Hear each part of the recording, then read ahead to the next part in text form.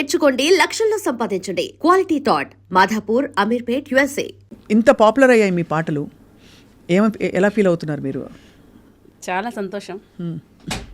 అనేక మందికి అందుతుంది. ఒకవేళ అది ట్రోల్ చేసినప్పటికీ మెయిన్ అందులో ఉన్న అర్థం ఏంటో చాలా మందికి అది రీచ్ అవుతుంది. అవును, మీమ్స్ చాలా చేశారు. బట్ నేను ఒకటే అనుకుంటాను, మరి ఎంత పాపులర్ అయితే మీమ్స్ చేస్తుంటారు వాళ్ళు. ఆ పాట ఎంత బాగా నచ్చితే, అది ఇప్పుడు అన్ని పాటలు మీరు చేయలేదు కదా. నేను అదే అనుకుంటాను. రెండోది, చక్కగా హాయిగా వాడుక భాషలో ఉంటాయి మీ పాటలన్నీ. అవునండి. ఏమిటి ప్రసన్న గారు, యేసయ్యతో మీ కనెక్షన్ ఏంటి? అంటే పుట్టుకతో అలా ఒక మతంలోనో ఒక విధానంలో పుట్టడం వేరు, బట్ ఇలాంటి కనెక్షన్ రావడానికి వాట్ వాజ్ యువర్ ఎక్స్పీరియన్స్? స్వప్న గారు, నిజమే మీరు అన్నట్టు ఏదో పుట్టుకతో వచ్చినది కాదు ఇది. నేను 18 సంవత్సరాల వయసులో యాక్చువల్గా లవ్ ఫెయిల్యూర్ నాది. ప్రేమ అంటే చాలా జెన్యున్గా ప్రేమిస్తాను నేను ఎవరినైనా. సో నేను ఆ వయసులో, అంటే యాక్చువల్గా ఆ టైంలో మనకు పెళ్ళి అన్న దాని గురించి అంత అవగాహన ఉండదు, కానీ ఆ ఏజ్ డేంజర్ ఏజ్. సో ఆ టైంలో నేను ప్రేమించినప్పుడు ఆ వ్యక్తి విదిన్ 1 monthలో ఇంకొక అమ్మాయిని ప్రేమించడం జరిగింది. అది నేను భరించలేకపోయా. అంటే ఒక్కసారిగా నేను బ్రేక్ అయిపోయా. నేను ఎప్పుడు అనుకునేది, ఒక అద్దం పగిలినా మనసు పగిలినా ఇది అతుక్కోదు అన్నట్టు. ఆ టైంలో అంటే నేను బై బర్త్ నాకు తెలుసు యేసుప్రభు, కానీ ఎప్పుడైతే నేను బ్రేక్ అయ్యానో ఆ టైంలో నేను చనిపోవాలనుకున్నా. ఎందుకమ్మా? లవ్ ఫెయిల్యూర్ అన్నాక మీరు చూసారు కదా ఎంత ఫెయిల్యూర్ అంటే ఏమిటి? మీ వైపు నుంచా అటువైపు నుంచా పరిస్థితిని ఎలా అర్థం? యాక్చువల్గా అటువైపు నుండి ప్రపోజల్ నేను యాక్సెప్ట్ చేశా, కానీ నా విదిన్ 1 monthలో ఇంకొక అమ్మాయిని ప్రేమించేసి నన్ను వదిలేస్తే, అంటే ఆ ఏజే అట్లాంటిది. బట్ అటు సైడ్ నుండి నాకు అటువంటి సిచ్యువేషన్ ఎదురవ్వగానే చాలా బ్రేక్ అయిపోయినా స్వప్న గారు. ఆ టైంలో అంటే మీరు ఇప్పుడు కూడా చూస్తుంటారు, లవ్ ఫెయిల్యూర్ అయితే ఎంతగా వాళ్ళు సఫర్ అవుతారనేది. అట్లాంటి ఏజ్లో అటువంటి సఫరింగ్ నాకు వచ్చినప్పుడు సడన్గా యేసుప్రభు నన్ను ప్రేమించాడు. మీరు ఆలోచించండి, ప్రేమ ఫెయిల్యూర్ నాది. ప్రేమ అంటే ఎట్లుంటుందో నాకు అర్థమైంది. ఒక వ్యక్తి మీద ప్రేమిస్తే ఎట్లుంటుందో అర్థమైంది. కానీ చిన్నప్పటి నుండి ఏదో నామినల్గా మొక్కుతున్న ఈ దేవుడు నన్ను ప్రేమించి నా కొరకు ప్రాణం పెట్టినాడంటే ఒకలాంటి ఏదో అయ్యింది నా లోపట. ప్రాణం పెట్టేంతగా ఎవరు ప్రేమిస్తారు? అందుకే ఆ 18 yearsలోనే ప్రాణం ఇచ్చేంత వరకు నిన్నెవరైనా ప్రేమించిరా, చేతులు చాచిన ఆ యేసు ప్రేమ చులకనగా మారేనా. సృష్టికర్త యేసే జననము నొందే, ఓ పాపము నుండి నిన్ను విడిపించను. అప్పుడు రాసా. అంటే ఆ టైంలో ఈ ప్రేమ అర్థమయ్యి ట్రూ కనెక్షన్ వచ్చింది స్వప్న గారు నాకు. 18 yearsలో ట్రూగా నాకు అర్థమైంది. అంటే ఏదో తాకి చూసినట్టు, ఒక వ్యక్తిని టేస్ట్ చేసి, మనం ఒక పండుని టేస్ట్ చేసి ఎట్లుంటుందో చెప్తాం, అట్లాగో రుచి చూసి తెలుసుకున్న యెహోవా ఉత్తముడని అప్పుడు. కానీ ఆనెస్ట్గా చెప్పాలంటే ప్రసన్న గారు, మామూలుగా 1 way ట్రాఫిక్ అని అనిపిస్తుంది దేవుడి పట్ల ప్రేమ. దేవుడు మన ప్రేయర్ వింటున్నారు, లేకపోతే నాకు ఈ అనుభవం అయింది, అనుభూతి అయింది అని. ఇదేదో నేను వాక్యం చెప్పమనో, లేకపోతే దాన్ని ఏమంటారు, ఒక ఎక్స్పీరియన్స్ చెప్తే ఏమంటారు, దాన్ని ఏమంటారు, వాక్యం చెప్పడమేనా ఏంటి, ఎక్స్పీరియన్స్ చెప్పడం, అనుభవం చెప్పడం, అదే అలా అడగట్లేదు. బట్ మీకు హౌ డిడ్ యూ ఫీల్ ఆ కనెక్షన్? యాక్చువల్గా మీరు 1 way ప్రేయర్ వింటున్నారని, వన్ వే ఏమన్నారు మీరు ఇప్పుడు? 1 way ట్రాఫిక్ అన్నారు కదా. యాక్చువల్గా దేవుడిది 1 way లవ్. ఆయనను మనం ప్రేమిస్తున్నాడు, కానీ మనం పట్టించుకుంటలేము ఆయనని. యాక్చువల్గా మనది కాదు 1 way, ఆయనది 1 way. నేను తెలుసుకున్నాక 2 ways అయింది యాక్చువల్లీ. అది సూపర్ కదా, అసలు కేక ఎంత బాగా అర్థం చేసుకోండి. అసలు నాకు అర్థమైంది ఏంటంటే 1 way లవ్ అయినది. ఎందుకంటే నన్ను ఎప్పటి నుండో ప్రేమిస్తున్నాడు ఆయన. గర్భంలో ఉన్నప్పుడే నేను సెలెక్ట్ చేసుకున్నానని బైబిల్ గ్రంథంలో ఉంది. నేనేమంటానంటే స్వప్న గారు, బైబిల్ గ్రంథం దేవుని వాక్కు, అందులో చదివితే అర్థమవుతుంది ఆయన హృదయం. సో ఆయన హృదయం ఏముంది, గర్భంలో ఉన్నప్పుడే నేను నిన్ను ఏర్పరచుకున్నా అంటే అప్పటి నుండి ప్రేమిస్తున్నాడు. బట్ నాకు తెలిసింది 18 yearsలో. సో 1 way లవ్ వచ్చేసి దేవుడిదే, మనది కాదు. నేను తెలుసుకున్నాక 2 ways ఆయనకు నేను దొరికిన. చాలా బ్యూటిఫుల్. మీరు తెలుసుకున్నాక అది 2 way అయింది, కనువిప్పు అయింది మీకు. సో మానవ ప్రేమల మీద అప్పుడు పోయాయి నమ్మకాలు మీకు? 100% పోయినాయండి. అప్పుడే రాసా నేను. ఫస్ట్ పాట అండి నాది. ఈ లోక ప్రేమంతా నటనేనయ్యా, ఈ లోక కరుణంత క్షణికమే నయా, ముదిమి వచ్చు వరకు నన్ను ఎత్తుకొందువా, హత్తుకొందువా. హృదయనాథ నిన్ను నేను విడువానయా నీ ప్రేమ. అప్పట్లో నాకు ట్యూన్స్ రావు, ఈ ట్యూన్ పెట్టి నేను ఈ పాట రాసుకున్నాను. చాలా బాగుంది. యాక్చువల్గా నాకు ట్యూన్స్ వచ్చేవి కాదు. సో ఈ పాట పెట్టేసి హృదయనాథ నిన్ను నేను విడువనయ్యా నీ ప్రేమ నేను ఎన్నడూ మరవనయ్యా అని అప్పుడు రాసుకున్నాను. ఇప్పుడు మీరు ఎప్పుడైతే ఇది తెలుసుకున్నారో ఆ తర్వాత మీ నేచర్లో పరివర్తన వచ్చిందా, మీ పరిస్థితుల్లో పరివర్తన వచ్చిందా, లేక ఎలా మీరు ముందుకెళ్ళారు? లైఫ్ ఎలా ప్లాన్ చేసుకోవాలంటే, బికాస్ ఎంత దేవుణ్ణి ప్రేమించినా కూడా లౌకికంగా బతకాలి కదా, మనిషి ఒక తోడు కావాలి, ఒక నీడ కావాలి, ఒక ఉద్యోగం కావాలి, ఇవన్నీ ఎలా తెలుసుకున్నారు? యాక్చువల్గా స్వప్న గారు దేవుడు ఎంత క్లోజ్ ఉంటారంటే, అందుకే నేను అంటున్నా దేవుని వాక్ వచ్చేసి బైబిల్. మనం బైబిల్ చదువుతుండగా ఎగ్జాక్ట్లీ మాట్లాడతారు, ఆయన మాట్లాడతారు. సో నేను లౌకికంగా బ్రతకడానికి లీడింగ్ అంతా నాకు బైబిలే. ఎట్లా బ్రతకాలి, ఎట్లా చేయాలి. ఒక టైం వచ్చింది, ఒక సైడ్ దేవుని ప్రేమిస్తున్నా, కానీ ఇంకొక సైడు నాకు అతడే కావాలని ప్రేయర్ చేస్తున్నా. అంటే నా ఉద్దేశం ఏంటంటే దేవుణ్ణి లాగి ఆయనని ఇప్పించుకోవాలా. యాక్చువల్గా దేవుడు మన ప్రకారం మారడు, ఆయన ప్రకారం మనం మారాలి. హీ విల్ వెయిట్, అంతవరకు వెయిట్ చేస్తాడు మన కొరకు, కానీ వదలడు ఆయన. అది చాలా ఇంపార్టెంట్ అండి. అందుకే నేను ఆ టైంలో ఒకటి కనుక్కున్న దేవునిలో, దేవుని నేచర్లో ఒకటి కనుక్కున్నా. యేసయ్యా నువ్వే కావాలి, యేసు ప్రేమలో నేనుండిపోవాలి, ఈ లోక ప్రేమలన్నీ నన్ను విడచి తరలిపోయే, నా యేసు ప్రేమ ఒక్కటే నన్ను విడువక నిలచిపోయే. అంటే ఎంత నేను ట్రై చేస్తున్నా అంటే చూడండి, మన లౌకికంగా మన ఫ్లెష్ ఎట్లుంటుందంటే మాటి కాల్ చేయటం, నువ్వంటే ఇష్టం అని చెప్పటం, లేదంటే చనిపోతామని. ఒక సైడ్ దేవుడితో కనెక్షన్ ఉన్నప్పటికీ మన మన మన ఫ్లెష్ పనిచేస్తుంది, మన శరీరము పనిచేస్తుంది. అందులో దేవుడేదో ఇవ్వాలా, నాకు అతన్నే ఇవ్వాలి.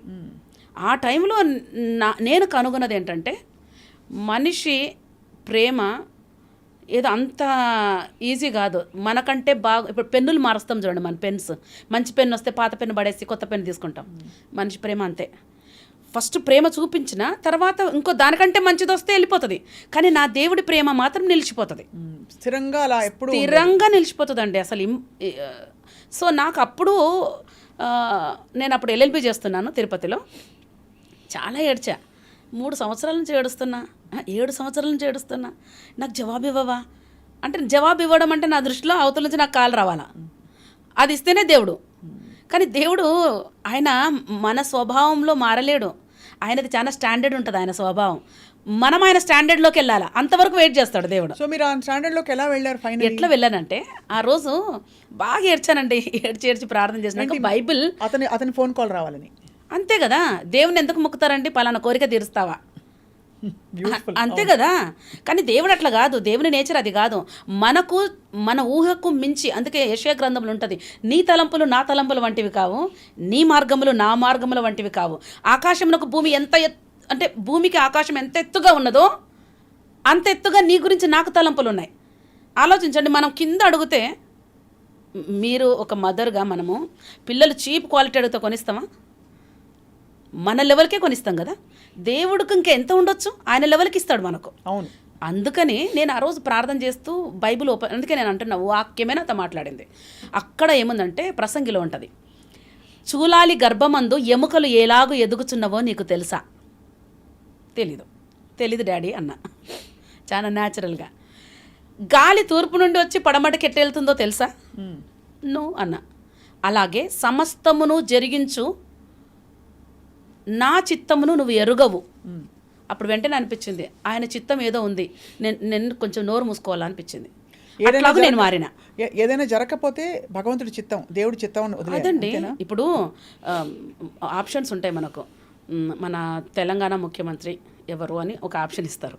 ఒకటి జగన్, 2 వచ్చేసి రేవంత్ రెడ్డి గారని. మనం రేవంత్ రెడ్డి గారు ఎస్ ఆర్ నో అని వచ్చినప్పుడు ఎస్ అని ఇస్తాం, లేదు జగన్ అన్నప్పుడు నో అని ఇస్తాం. 2 కరెక్టే కదా. ఒకసారి దేవుడు ఒక నో చెప్పడంలో ఒక ఎస్ కూడా ఉందంటారు. అంతే. ఇప్పుడు నో అని కొన్ని ఆప్షన్స్కి రైట్ అవుతుంది, కొన్ని ఆప్షన్స్కి ఎస్ అనేది రైట్ అవుతుంది. నో అని మనము టిక్ వేసినా కూడా దానికి మార్కులు వస్తాయి కదా. దేవుడిది కూడా అంతే. ఒక్కోసారి నో అని చెప్పినప్పుడు అది నో అంతే. ఎస్ అని చెప్పినప్పుడు ఎస్. అవి రెండు దేవుని నుండి వచ్చినవే. మనకు మంచి ఏదో ఆయనకు తెలుసు కదా స్వప్న గారు. ఆ నమ్మకం, ఆ బాండ్ ఉండాలి, అంతే కదా. ఆ బాండ్ వచ్చేస్తుందండి ఆటోమేటిక్గా. ఎందుకంటే ఇది సూపర్ న్యాచురల్గా వస్తుందండి, న్యాచురల్ కాదు ఇది. బ్యూటిఫుల్గా చెప్పారు ప్రసన్న గారు. సూపర్ న్యాచురల్ అంటే ఇది ఏదో మనం న్యాచురల్గా ట్రై చేసి పొందుకునేది కాదు, ఇది దైవికంగా రావాల్సిందే. అది సూపర్ న్యాచురల్ అంటారు దాన్ని, అంతే. ఇంకా ఆయన ఎంత ప్రేమిస్తాడో ఆయన చెప్పుకుంటాడు మనకు, అప్పుడు తెలిసిపోతుంది. తెలిసినప్పుడు ఆనంద బాష్పాలు వచ్చేస్తాయి, అంతే. ఆయన ప్రేమ తెలిసినప్పుడు, అంతే. నాకు ఎప్పుడూ ఒక డౌట్ ప్రసన్న, మీరు చెప్పండి. మీరు నేనేమో ప్రియురాల్ని, యేసే నా ప్రియుడు అని రాశారు. యేసు ప్రభుకి మీరు ప్రియురాలుగా రాశారు. తెలుసులే డాడీ అని కూడా రాశారు. దానికి అర్థం ఏంటి? అంటే అక్కడి నుంచి ఇక్కడికి మారడానికి కారణం ఏంటి? అంటే భగవంతుడే సర్వస్వం అని చెప్పడమా? అంతే కదండి. భగవంతుడు అంటే మనము మనుషులుగా ఏం ఆలోచిస్తామంటే ఏదో ప్రియుడు అనకల్లా దాన్ని చెడుగా మాట్లాడేస్తాం. భర్త అంటే అది వేరే సంబంధం, తండ్రి అంటే అది వేరే సంబంధం. అట్లా మనము మనుషులుగా చేసుకుంటున్నాం. కానీ అది ఒక బాధ్యతగా మనం తీసుకుంటే, బైబిల్లో ఒక మాట ఉంటుంది, నిన్ను సృష్టించిన వాడు నీకు భర్త అయి ఉన్నాడు అని ఉంటుంది. భర్త అంటే ఫిజికల్కి వెళ్ళదు. భర్త భరించేవన్నీ నీ గురించి ఆయన భరిస్తాడు. ఇప్పుడు ప్రియుడు అంటే అంతగా ప్రేమించటం నేను చూడలేదు. మరి మనుషులందరూ వాడుకొని టప్పును వదిలేసేటోడు, నా దేవుడు నేను ఆయనకి ఏమి చేసినానని అంత ప్రేమిస్తున్నాడు. ఆయన సృష్టి కాబట్టి, ఆయన కడుపాత్రం కాబట్టి మనల్ని ప్రేమిస్తున్నాడు. సో అందుకని ఆయన ప్రియుడు, ప్లస్ ఆయన భర్త, ఆయన తండ్రి, ఆయన సహోదరుడు, అన్ని బాధ్యతలండి అవి. ఒక ఫ్రెండ్, అన్ని రకాలుగా ఆయన ఉండగలుగుతాడు.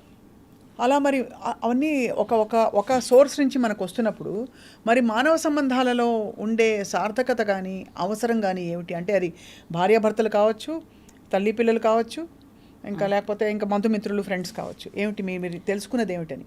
అంటే సంబంధాలు అనేటివి దేవుడు పెట్టినవే కదండి.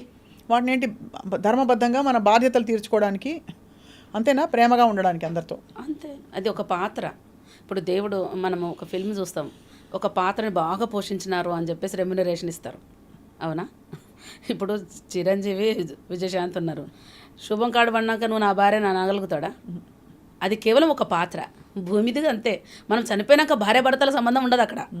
అందరూ దేవదూతల్లాగా ఉంటారని ఉంది అక్కడ. అంటే ఇక్కడ ఉన్నప్పుడు భార్యగా మన పాత్ర ఏంటి? పర్ఫెక్ట్గా చేస్తున్నామా?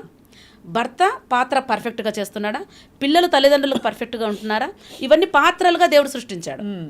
వీటిని మనం పర్ఫెక్ట్గా చెయ్యాలి. అప్పుడు రెమ్యునరేషన్ అక్కడ ఉంటుంది. ఆ రెమ్యునరేషన్ ఏంటంటే బలా నమ్మకమైన నా దాసురాలా అని అక్కడ ఆయన మెచ్చుకుంటాడు. అట్లా బ్యూటిఫుల్. ఇంత బ్యూటిఫుల్ స్పిరిచువల్ జర్నీ చేస్తూ మీరు ప్రసన్న గారు, మీకు చాలా కష్టాలు ఎదురయ్యాయి.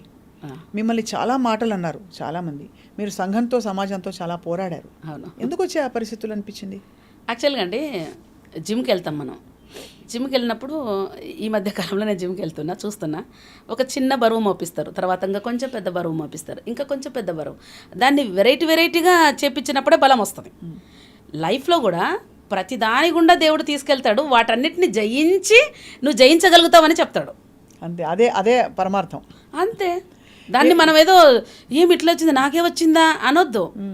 నీ మీద అంత కేర్ ఉంది. సో అన్నిటినీ మనం జయించుకుంటూ వెళ్ళినప్పుడు, అందుకే నేను పాట రాసా, ఎంత పెద్ద పోరాటమో అంత పెద్ద విజయము, పోరాడతాను నిత్యము, అరే విజయం అనేది తథ్యము, వాక్యం అనే ఖడ్గమును ఎత్తిపట్టి, విశ్వాసం అనే డాలును చేతబట్టి, ముందుకే దూసుకెళ్ళేదన్ యెహోవాదే యుద్ధమనుచు, అట్లా రాసుకున్నా. సో అట్లాగా ఆ శ్రమల గుండా వెళ్ళినప్పుడే ఆయన నమ్మకత్వం అనేది ఇంకా ఎక్కువ చూస్తామండి ఆ టైంలో. కాబట్టి ఆ కష్టాల్లో మీరు బాధపడినా బయటకు వచ్చేసారు. అరే దేవుని నుండి వచ్చే కష్టాలే కదండి. దేవుడు లేకుండా వచ్చే కష్టం ఉంటుంది చూడండి, దాంట్లో సచ్చి ఊరుకుంటాం అంతే. అది ఎలాంటి కష్టము అంటే దేవుడు లేకుండా, అంటే దేవుడిని లీడింగ్ లేకుండా తెచ్చుకునేటువంటివి ఏవైతే ఉంటాయో. ఇప్పుడు నేను ప్రేమించాను, అట్లే వెనకలబడితే ప్రేమిస్తే సినిమాలో కదా పిచ్చోడు అయినట్టు నేను పిచ్చిదాన్ని అవుతుంటే, ఆ సినిమా లాస్ట్కి పిచ్చోడు అవుతాడు చూడు. అంటే దేవుని లీడింగ్ నా లోపల వచ్చేసింది. ఇది తప్పు అని చెప్పినప్పుడు నేను స్టాప్ అయిపోయినా. ఆయన ప్రేమ నన్ను మార్చింది అంతే. స్వప్న గారు, ఆయన ప్రేమ నన్ను మారుస్తుంది. ఆయన అసలు అది ఒక్కోసారి అయితే నాకు భాషకు అందని ప్రేమ అనిపిస్తుంది అండి. అందుకే నేను మౌనం అనే ఒక పాట రాశా. మౌనం అంటే ఏం రాయాలో అర్థం కాలే నాకు. సైలెంట్ ఉన్నా ఏం రాయాలని మౌనం మౌనం పరిశుద్ధాత్మ సన్నిధిలో మౌనం ఇది మౌనం అంటే ఏం రాయాలో అర్థమవుతుంది. అంటే ఆయన ప్రేమను చూస్తే సైలెంట్ అయిపోయినా. సిలువలో నీ మౌనం ముందు నా మౌనం అంటే ఆయన మౌనంగా చనిపోయినాడా, సైలెంట్ అయిపోయినా. ఇంత ప్రేమించావా మౌనం. ఆ పాట చాలా బాగుందండి. నేను యూట్యూబ్లో పెట్టాను కానీ వండర్ఫుల్ సాంగ్. అంటే నాకు నోరే లేదు, అందులోనే రాసా ఇది. భాషకే అందని భావమే మౌనం నా మౌనం అతి పరిశుద్ధ స్థలముగా నన్నే మార్చివేసెను అత్యంత కృపకు పాత్రుడిగా నిలువబెట్టెను. మీరు ఆలోచించండి, దేవుడు లేకుండా నేను పరిగెత్తాను 18 yearsలో. చర్చి మధ్యలో లేసి పరిగెత్తేదాన్ని. దేవునికి నా మీద ఎందుకు కోపం రాలే? బాగైంది కదా. అంటే ఇప్పుడు తను నన్ను ప్రేమిస్తున్నప్పుడు ఛాయ్ తాగదామన్నప్పుడు మధ్యలోనే అక్కడ వెళ్దామన్నప్పుడు వెళ్ళి ఛాయ్ తాగేసి వచ్చేవాళ్ళం. కానీ ఒక టైం వచ్చింది నాకంటే మంచి వ్యక్తి వచ్చినప్పుడు దూరం అయిపోయావు కదా. మీరు ఆలోచించండి, దేవుడు అనొచ్చు నువ్వు మధ్యలో లేచిపోయినావు, వెళ్ళిపోయినావు, అయిపోయింది, నువ్వు రాంగ్ రూట్ వెళ్ళినావు కనుక నువ్వు చనిపోవాల్సిందే అనలే. నాకు దేవుడు నాతో అనింది ఏంటంటే మనిషి ప్రేమ అంతే, ఐ లవ్ యూ బెటా అన్నాడు. అంటే మీరు అర్థం చేసుకోండి, ఆయన నన్ను తీసుకున్నాడు కానీ నన్ను తిరస్కరించాలి. నేను ఎప్పుడు ఒకటి అంటానండి, బిడ్డకు ఫీవర్ వచ్చింది, బిడ్డ మీద కోప్పడతామా ఫీవర్ మీద కోప్పడతామా? పాపం చేసినప్పుడు పాపం మీద దేవునికి కోపం ఉంది కానీ పాపి మీద లేదు. అందుకనే పాపులను క్షమిస్తారంటారు. పాపులను క్షమించడానికి అంటే స్వప్న గారు ఇప్పుడు నేను జడ్జి, వాళ్ళ కొడుకు తప్పు చేసినందుకు నేను క్షమిస్తానంటే ఎవడు ఒప్పుకుంటాడు? అవును, అంతే కదా. దేవుడు న్యాయవంతుడు, దేవుడికి కృప ఉంది. రెండు కరెక్టే. అంటే దాని అర్థం ఏంటంటే ఇప్పుడు మన బాబు పక్కింటోడు టీవీ ₹1,00,000 టీవీ పగలగొట్టాడు, క్షమించేసినానంటే అది చెల్లదు.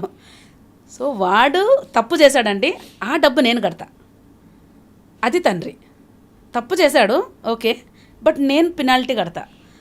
అదే యేసుప్రభు చేసింది. ఆయన దేవుడు న్యాయవంతుడు, పాపముగా నాకు శిక్ష మరణం అని ఉంది అంతే. ఇక నేను క్షమిస్తా అనుకుంటా ఓలే, దానికి శిక్ష ఆయన భరించాడు. మనం కదా, మనం బాబు తరపుకెళ్ళి మనం పెనాల్టీ కట్టినట్టు మనము చెల్లించలేనంత పాప భారమును యేసుప్రభు సిలువలో మరణించాడు. అందుకనే కృపా సత్యము వలన దోషమునకు ప్రాయశ్చిత్తం కలుగుననుంది. అది దేవుడండి. అంత మీరు చిన్న వయసులో ఎన్ని విషయాలు తెలుసుకుంటూ ముందుకెళ్తున్నప్పుడు మీరు ఒక చోట ఒక ఇంటర్వ్యూలో చూశాను ప్రసన్న గారు, మీరు ఇల్లు అద్దెకి తీసుకునే టైంలో మిమ్మల్ని నానా రకాల మాటలు అన్నారు. అద్దెకి కాదండి, ఫ్రీగా ఇచ్చారు నాకు. అదే ఫ్రీగా ఇచ్చారు, బట్ అద్దెకి తీసుకోబోతుంటే మీకు ఫ్రీగా ఇచ్చారు కాబట్టి రకరకాల మాటలు. అవునవును, మీ గురించి అవును. లోకం అంతా తీరు అలా ఉంది కదా, అప్పుడు మీరు ఎలా సమాధాన పరుచుకుంటారు మిమ్మల్ని మీరు? అంటే నాకేమనిపిస్తుంది అంటండి, ఇప్పుడు ఒక పంది దగ్గర సెంటు వాసన మనం చూడలేం, ఎక్స్పెక్ట్ చేయలేం కూడా. పందికేం తెలుసు సెంటు వాసన అని అంటారు కదా. ఇప్పుడు మోటు సామెత, లోకము దుష్టుని యందున్నదే అని ఉంది బైబిల్లో.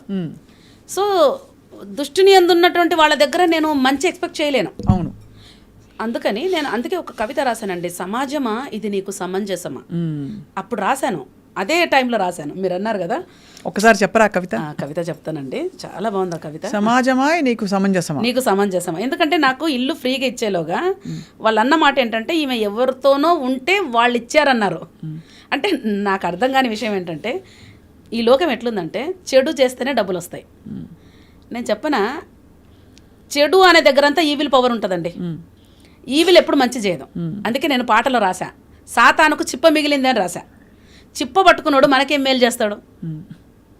ఒక బెగ్గరు మనకు ఇల్లు ఇస్తాడా? సో ఈవిల్ పవర్తో మనం ఏమి తెచ్చుకున్నా దానిపైన దానికి టోటల్గా అధికారం ఉంటుంది. అందుకే యేసుప్రభు ఏమంటాడు తెలుసా, ఈ లోక అధికారి నా దగ్గరికి వస్తున్నాడు కానీ వాడికి సంబంధించింది నా దగ్గర ఏమీ లేదంటాడు. అర్థమవుతుంది? అంటే ఈవిల్ది నా దగ్గర లేదు, సో వాడికి నా మీద అధికారం లేదు ఆటోమేటిక్గా. ఇప్పుడు పోలీసు వ్యాన్ పోతుంటుందండి, మనం భయపడతామా? అదే అక్కడ ప్యాకాట ఆడేటోళ్ళందరూ పరిగెత్తుతుంటారు. అదే నేను చాలాసార్లు చూసిన అసెంబ్లీ దగ్గర కూర్చొని ప్యాకెట్ ఆడుతుంటారు. అక్కడ ఆ వ్యాన్ దినలకల్లా దుంకిపోతారు. అవును. మనం పక్కనే ఉంటాం, ఎందుకు పోము? ఎందుకంటే వాళ్ళు పట్టుకోవడానికి మనలో ఏమీ లేదు కాబట్టి. అవును, అంతే కదా. అంతే కదా. అట్లాగే దుష్టునికి, లోకము దుష్టుని అందున్నది. ఈ దుష్టునికి సంబంధించినటువంటి ఈవిల్తో మనం ఏదైనా చేస్తే అప్పుడే డబ్బులు వస్తాయి అనుకుంటున్నారు. కానీ ఈవిల్ పవర్ని దేవుడు సిలువలో చితకదొక్కాడు. వాడికి చిప్ప మిగిలింది. వాడు మనకి ఏమి చెయ్యలేడు. అందుకే నేను స్టైల్ మారింది, నా నడక మారింది, నా మాట మారింది, నా రూటు మారింది. ఇక వాడి కింద కాదు నేను ఉండేది. ఇప్పుడు నేను దేవుని కిందకు వచ్చేసిన, వెలుగు సంబంధిని అయిపోయినాను. ఇప్పుడు చీకటి సంబంధి కాదు నేను. అట్లా రాశాను. ఇప్పుడు మీకు ఆ కవిత వినిపిస్తాను. సమాజమా ఇది సమంజసమా? ఎస్, ఆ కవిత వినిపిస్తాను. అప్పుడే రాశానండి ఇది. అన్యాయాన్ని ఎదిరించమంటావు, ఎదురు నిలిస్తే తెగించిందంటావు. సమాజమా ఇది నీకు సమంజసమా? బ్రతుకలేక పడిచేస్తే అయ్యో పాపం అంటావు. అంతే కదా. అన్ని ఛానల్స్ అంటాయి అయ్యో పాపం అని. రంగుల కలల బ్రతుకుకు మాత్రం పాడెకడతావు. అంటే మన డ్రీమ్ గన ఇట్లా ఉండాలని మనం ధైర్యంగా అడుగేస్తే పాడెకడుతుంది. సమాజమా ఇది నీకు సమంజసమా? గాలి మాటల మేడ కడతావు, ధైర్యపు అడుగును మాత్రం కాల రాస్తావు. సమాజమా ఇది నీకు సమంజసమా? కన్నీటి కళ్ళ వెనుక గాథ వింటావు, నీ దాకా వస్తే నాకెందుకంటావు. బా, సమాజమా ఇది నీకు సమంజసమా?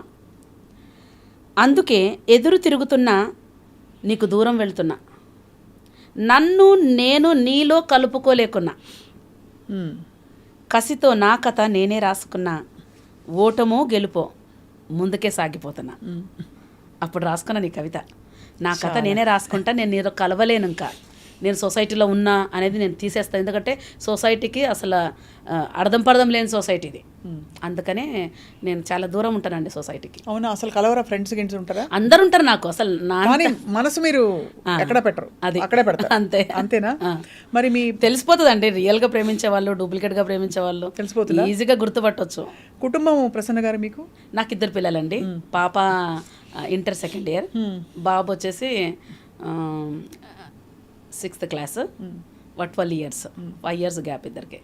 దేవుడు ఎరుకలోకి వచ్చాక కూడా మీరు కష్టాలు పడ్డారు కదా, వివాహం సంబంధించి అండ్ ఆల్ దట్. మరి అది ఎలా సమాధాన పడ్డారు? నేను దేవుడి మాటల మార్గంలోనే ఉన్నాను కదా అంటే అన్నీ కరెక్ట్ చేయాలని అనుకోవచ్చు కదా మీరు. అర్థం కాలేదండి. సో మీరు అంటే ఫర్ ఎగ్జాంపుల్ మీ ఇంట్లో మీకు చిన్న చిన్న గొడవలు కావచ్చు, విడిపోవడాలు కావచ్చు, ఇవన్నీ భగవంతుడి మార్గంలో ఉన్నప్పుడే ఎలా జరిగాయని మీరు ఎలా సమాధాన పడ్డారు? ఎందుకంటే మీరు 18 yearsకి ఒక హార్ట్ బ్రేక్ అయింది. అవును. ఆ తర్వాత మీరు జీవితం తెలుసుకుంటూ సరే అనేక పరిస్థితుల్లో సందర్భాల్లో వస్తున్నప్పుడు కూడా ఇంకొక హార్ట్ బ్రేక్ కూడా దాదాపు అయినట్టే కదా. దాన్ని ఎలా సమాధాన పడి రెండోసారి ఎందుకు జరిగింది ప్రభా అని అడగలేదా? నేను అడగలేదు. అప్పటికే నాకు దేవుడి యొక్క విలువ నాకు అర్థమైంది. యాక్చువల్గా నేను విడిపోవడానికి కారణం ఏంటంటే, నేను 18 yearsలో దేవుని నమ్ముకున్నా. ఆయన ప్రేమ నాకు అర్థమైంది. అసలు మీరు నమ్ముతారో నమ్మరో, నవ్వు అంటే ఎట్లుంటుందో మర్చిపోయానండి 18 yearsలో. అంతగా డీప్ డిప్రెషన్లోకి వెళ్ళిపోయినా నేను. అయ్యయ్యో. అందుకే నేను ఒక పాట రాసా చూడండి. నలిగిపోయిన నా బ్రతుకు, నవ్వు ఎరుగని జీవితాన్ని నింపడానికి మా డాడీ ఖాళీ అయిపోయాడయ్యా, ఇక మొక్కకుండా ఉండగలనా, నిన్ను మొక్కకుండా ఉండగలనా, ఉండగలనా యేసును నమ్మకుండా ఉండగలనా. అప్పుడు రాశాను. అంటే నవ్వు ఏదో ఎరగని నన్ను ఆయన బ్రతికిస్తే కదా ఆయనకు భార్యనైనా నేను. అంతే కదా. సో నాకు మెయిన్ రూట్స్ మర్చిపోలే నేను. నా దేవుడి కంటే ఎక్కువ నాకేది కాదు. ఆయన నన్ను బ్రతికించినప్పుడు సింపుల్గా నువ్వు పాటలు పాడకూడదు, యూట్యూబ్లో పెట్టకూడదు పాటలు, తర్వాత మీటింగ్స్కి వెళ్ళకూడదు. అరే నేను ఇప్పుడు ఒక డాక్టరే ఏదైనా మేలు చేస్తే 10 మందికి చెప్తాం, వాళ్ళు అట్లాంటి శ్రమలో ఉన్న వాళ్ళకి చెప్తాం. అటువంటిది నా దేవుడు చేసినది నేను చెప్పకుండా నువ్వెవరు ఆపడానికి? ఇప్పుడు ఇప్పుడు ఆయనకి ఇల్లీగల్ కనెక్షన్స్ ఉండేవి, నాకు పెద్ద అనిపించలే, కానీ చెప్పేదాన్ని. ఇల్లీగల్ కనెక్షన్లో ఉండి ఒకవేళ నువ్వు చనిపోతే దేవునికి దూరం అవుతావు అని చెప్పేదాన్ని. నాకు అవన్నీ పెద్ద ప్రాబ్లం అనిపించేది కాదు. కానీ దేవుణ్ణి పక్కన పెట్టు అన్నప్పుడు అది నాకు నంబర్ 1 ప్రాబ్లం. నేను అందుకే రాశాను. ఏం పాట రాశానంటే ఆయన ఉన్నప్పుడే రాశాను ఇది. జీవము కలిగిన దేవుని సంగమా, నిన్ను ఆపడం ఎవడి తరమో చెప్పుమా, నిన్ను ఆపడం ఎవడి తరమో చెప్పుమా. బ్యూటిఫుల్. క్రీస్తే శిరసై ఉండగా నేనే శరీరమంటివి, క్రీస్తు కనులలో నిండుగా కంటి పాప నేనంటివి, నిన్ను ముట్టడము ఎవడి తరము చెప్పుమా. అప్పుడు కాలంలో రాసిన పాట. ఇంకొక పాట రాశానండి. ఒకసారి ఏదో ఇట్లా ఛానల్లో నన్ను పిలిచారు. నా పాటలు చాలామందికి ఆదరణ కలిగిస్తే వాళ్ళు ఏం చేశారంటే ఒక 1/2 అవర్ ప్రోగ్రాం పెట్టి లైవ్లో రిసీవ్ చేసుకోవాలి నేను కాల్స్. నన్ను పంపించేవాడు కాదు ఈయన. అయితే నేను కోర్టుకు వెళ్తున్నానని చెప్పి అక్కడికి వెళ్ళిన తర్వాత నేను అది ఎవరో లైవ్లో చూశారు, మా హస్బెండ్కి చెప్పారు. వెంటనే కోపం చేసేసి నా మీద, నువ్వు ఎట్లా పోతావు నువ్వు అది ఇది అనేసి మీదికి కొట్టడానికి వస్తే నేను అన్నా, ఇప్పటి నుండి నేను నిజం చెప్తా, నువ్వు పంపిస్తావా? నిజం చెప్పిపోతా. నేనైతే దేవుడు దాపను, ఇంపాసిబుల్. ఎందుకంటే నేను బ్రతికినా కాబట్టి నీకు భార్యనైనా, ఆయన నన్ను బ్రతికించాడు. సో నాకు ఆయననే దూరం చేస్తే నేను ఎందుకు బ్రతికేది? సో నేను డైరెక్ట్గా చెప్పేశా. అప్పుడు ఆ టైంలో చాలా దుఃఖం అనిపించి ఈ పాట రాశా. ఏం రాశానంటే, ఆ రోజు వర్షం వచ్చిందండి. కింద పిచ్చి పూలన్నీ ఇట్లా అవి రెడ్గా అన్ని రకాలుగా ఉంటాయి. చూసారా స్వప్న గారు? చిన్న ఫ్లవర్స్ చాలా ముద్దుగా ఉంటాయి అవి. అవన్నీ ఇట్లా వికసించాయి. నా బాబు చిన్నోడు అన్నం పెడుతూ చూసా. అప్పుడు రాసాను ఈ పాట. ఎవరు ఆపగలరు పూలు వికసించకుండగా, ఎవరు ఆపగలరు ఫలాలు ఫలించకుండగా, ఎవరు ఆపగలరు దేవుని ప్రణాళికలను, నీపై దేవుని ప్రణాళికలను. తేనెలోని తీపిదనము ఎవరు ఆపగలరు, అత్తరు సువాసనను ఎవరు ఆపగలరు. తేనెలోని తీపిదనము ఎవరు ఆపగలరు, అత్తరు సువాసనను ఎవరు ఆపగలరు, ఎవరు ఆపగలరు, ఎవరు ఆపగలరు, ఎవరు ఆపగలరు పువ్వులు వికసించకుండగా, ఎవరు ఆపగలరు ఫలాలు ఫలించకుండగా. అట్లా రాసుకున్నా. అంటే ప్రతిదండి, ఏ సిచ్యువేషన్ వచ్చినా ఒక అద్భుతమైన పాట నా నుండి బయటకు వచ్చింది. ప్రతి సిచ్యువేషన్లో అద్భుతమైన పాట. అలా మీరు పాటలు రాస్తూ ఎన్ని పాటలు అయ్యాయి? ఒక 200 వరకు రాశాను స్వప్న గారు. అండ్ వృత్తిపరంగా ఇప్పుడు మీరు ప్రసన్న గారు ఏం చేస్తారు? మీరు ఇప్పుడు నేను ఫుల్ టైం మినిస్ట్రీకి వచ్చానండి. ఒక చిన్న ప్రేయర్ గ్రూప్ నడిపిస్తాను నేను. తర్వాత పాటలు పాడడానికి చాలామంది పిలుస్తారు, వెళ్తూ ఉంటాను. అట్లాగూ నా వీడియోస్ ఎమోషన్ వస్తుంది కదా పాట, మంచి అందులో గుండెల్లోంచి మీకు వాడుక భాష ఎలా మరి భగవంతుడి కటాక్షంతో వచ్చిందో. అవునండి. ఎందుకంటే పాట నేర్చుకున్నారా ఏమన్నా చిన్నప్పుడు? ఏం నేర్చుకోలేదండి. మరి ఎలా అంత? అంటే మా ఇంట్లో ప్రేయర్ జరిగేది. మా అమ్మ నాన్నకు మేము 13 మంది పిల్లలం. సో మా నాన్న ఏం చేసేవారంటే హార్మోనియం వాయించేవారు. హార్మోనియం ఇక అందరికీ చిన్న చిన్న ఇన్స్ట్రుమెంట్స్ ఇచ్చేవాళ్ళు. ఎర్లీ మార్నింగ్ ఖచ్చితంగా ఎర్లీ మార్నింగ్ ప్రేయర్ జరిగేది. మళ్ళీ ఈవినింగ్ 7 o'clock ప్రేయర్ జరిగేది. మా నాన్న ఖచ్చితంగా ఆ శృతిలోనే పాడాలి అందరూ. అట్లాగూ పాడి పాడి పాడి అలవాటు అయిపోయింది మాకు పాటలు. ఇంకే పాటలు పాడరా ప్రసన్న గారు మీరు? అంటే బికాజ్ దేవుడి కోసం పాడే పాటలతో మామూలుగా ఇతర పాటలు పాడరంటారు, యేసయ్య పాటలు. అంటే నాకు ఇన్స్పిరేషన్ ఏదైనా ఉంటే, ఇప్పుడు రాయిలా షర్మిల రాశా, అదే ఆవిడ తెలంగాణలో పార్టీ పెట్టినప్పుడు నాకు ఎందుకో ఆ ఫ్యామిలీ అంటే నాకు అభిమానంతో రాశాను ఆ పాట. నిజం అనే ఒక పాట రాశా. నిప్పు లాంటిది ఈ నిజం, నీకున్న సంకల్పం అది నిజం. అది చాలా బాగుంటుందండి ఆ పాట రాశాను. సో అట్లాగే ఇన్స్పిరేషన్ ఏదైనా అనిపిస్తే నేను పాడతా. And for more videos, please subscribe to iDream. Please subscribe to iDream. Please subscribe iDream. And please subscribe to iDream.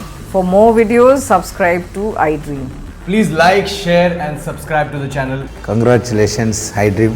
Subscribe to iDream. Subscribe to iDream. So subscribe to iDream Media. iDream కి iDream team అందరికీ huge congratulations. Please subscribe iDream Media. Please subscribe to iDream. Subscribe iDream. Please subscribe to iDream. iDream అంటే నా కళల ఛానల్ను subscribe చేసుకున్న నోరు తిరుగుతలేదు, మీరైతే గంట గుర్తు కొట్టండి. For more such videos, please subscribe to iDream. Subscribe to iDream. Please subscribe to iDream. Please subscribe iDream Media. Please do subscribe to iDream. Please subscribe to iDream Media. For best entertainment and information, please subscribe iDream. And don't forget to subscribe to iDream.